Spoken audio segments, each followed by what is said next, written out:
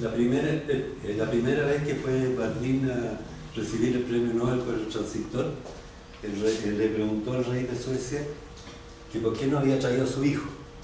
Entonces le dijo, mire, la próxima lo traigo.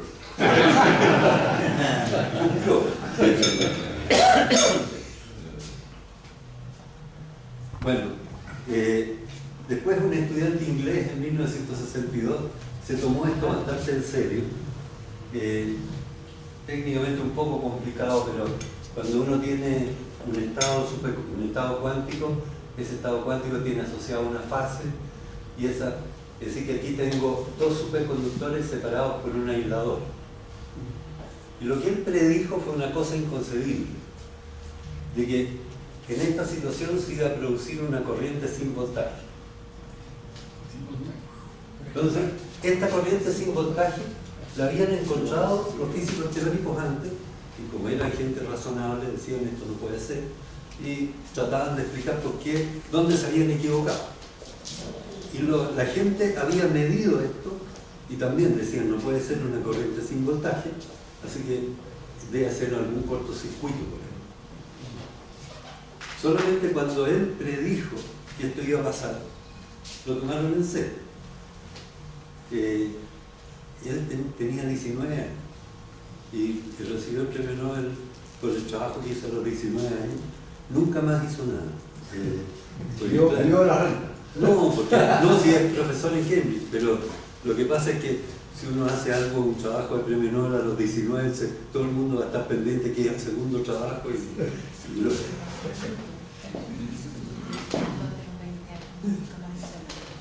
Bueno, hay varios efectos Josephson que no voy a entrar en eso. Así que, bueno, tenía que pasar, muy complicado sacar el premio Nobel a los 19. Así que, el efecto Josephson también tiene bastantes aplicaciones. Una de estas es que esto se llama squids, que es lo mismo que en inglés para el pulpo, pero calamar, se llama Superconducting Interference Device, que son magnetómetros ultrasensibles. Así que este estudiante inglés mejoró la precisión de la medición del campo magnético como en un factor 10.000, sin pasar nunca por un laboratorio.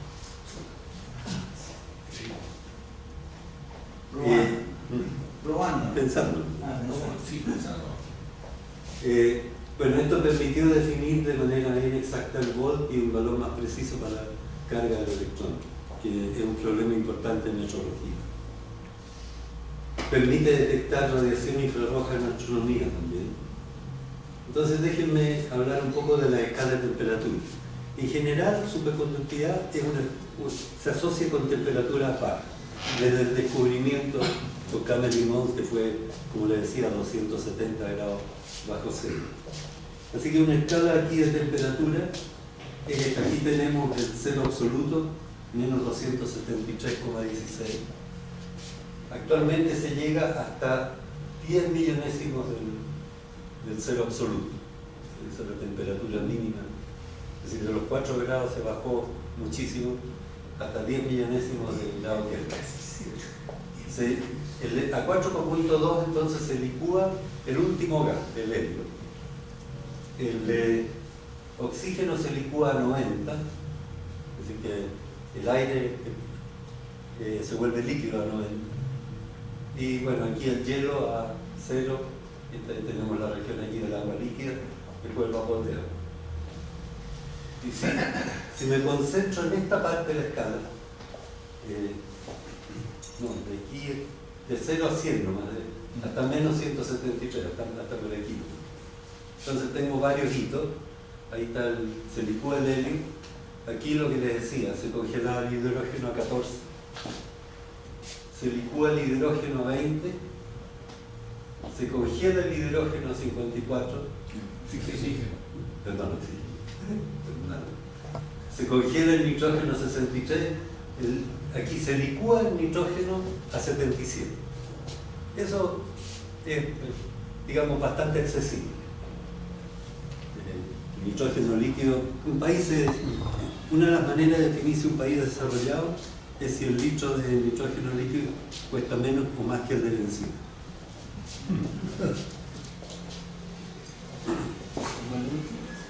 Si cuesta menos más que el litro de nitrógeno líquido que el de benzina. Benzina. Bueno, 90 se licúa el oxígeno. Así que estos son los últimos 100 grados. Entonces, la idea es, no hay ningún motivo a priori por el cual la superconductividad tenga que ser de baja temperatura. De hecho, la teoría dice mucho sobre muchas cosas, pero no dice nada sobre la temperatura crítica. Dice que hay una temperatura crítica, pero que nadie sabe cómo determinarla, teóricamente. Entonces empezó la búsqueda por superconductores de más alta temperatura, porque la idea fantástica sería poder entrar en una ferretería y pedir un cable y que le digan lo quiere normal o superconductor. Entonces uno podría cablear la casa con un superconductor y no tener pelo. Eso, no. Pero la búsqueda fue difícil y por muchos años no se avanzó nada. Es decir, este fue el descubrimiento de Once en 1911, después hubo pequeños progresos, en los 30 se llegó como a 12 grados por ahí, el nitruro de niobio a 15, niobio 3 samario, 20,8 el niobio 3 aluminio germanio, que es importante porque algo que lo voy a mencionar después, niobio 3 germanio 23 grados. Es decir, que estábamos por cerca del año 80 con 23 grados y se pensaba que la cosa iba a seguir así, que iba a avanzar muy de a poquito y que la idea era por lo menos llegar al nitrógeno, porque como el nitrógeno es barato, si podíamos enfriar por nitrógeno, existía la posibilidad de línea de transmisión y cosas así, enfriar por nitrógeno líquido y sin pérdida. Y bueno, la cuestión parecía, siempre había anuncios, los rusos hacían anuncios que descubrían superconductividad a alta temperatura, todo era falso. De repente, un gente de IBM se le ocurrió mirar donde solo un descriteriado podría mirar. Y en vez de mirar un metal, buscaron cerámica. ¿Quién iba a pensar que una cerámica se iba a volver superconductora? Había que estar mal de la cabeza, parece. Bueno, y eso es lo que pasó entonces. Empezaron con primero fue el lantano, bario, cobre, oxígeno, que ellos publicaron eso y dijeron que tenía indicaciones de superconductividad como 30 grados.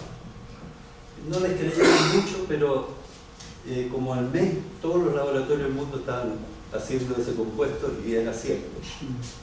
Y en muy poco tiempo se pasó de estos 30 a 125.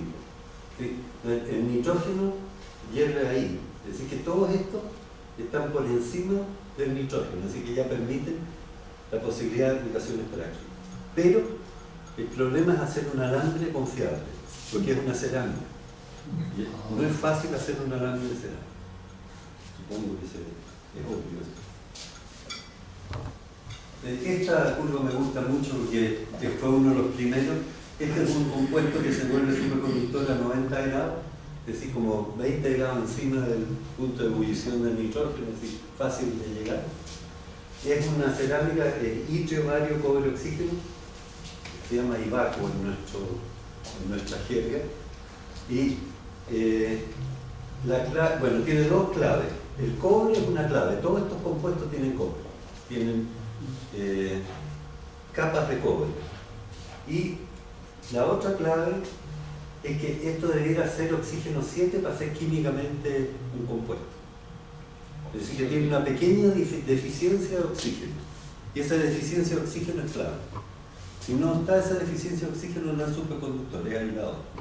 Es decir, que es un compuesto bastante inestable, está siempre en el límite entre un aislador y un superconductor. Es decir, entre los dos extremos del espectro. Las aplicaciones. La única, bueno, nosotros para conseguir plata para nuestro trabajo de investigación siempre tenemos que prometer cosas. Y a mí me carga el asunto, pero si no lo hago no me dan plata. Esa es la verdad. Entonces la gente empezó a prometer muchas cosas con el superconductividad. El sueño era el superconductor plano, que ahora se consiguió de otras maneras. Y superconductividad no ha sido precisamente un campo de grandes aplicaciones prácticas, a pesar de que han pasado 100 años, y otros campos en que yo he trabajado en que no tenían ninguna posibilidad de aplicación práctica, resultaron que sí tenían mucha aplicación. Entonces, en ciencia uno nunca sabe de dónde salta la liebre. Lo que uno sabe es que si se investigan muchas cosas, sale un montón de aplicaciones prácticas, pero no sabe dónde van a salir. Una de las pocas es esta de aquí, que algunos de ustedes deben haber disfrutado o sufrido, no sé, es el NMR que se usa en medicina. Es decir, en el hueco lo meten a uno ahí y a algunos les da claustrofobia, en fin, pero ese imán es superconductor porque tiene que ser muy estable en el tiempo y muy uniforme en el campo. Tiene que tener una uniformidad de una parte en 10.000. Así que y se usa niobio 3 aluminio germanio que les mostré delante, sigue siendo un superconductor convencional, no de los de alta temperatura.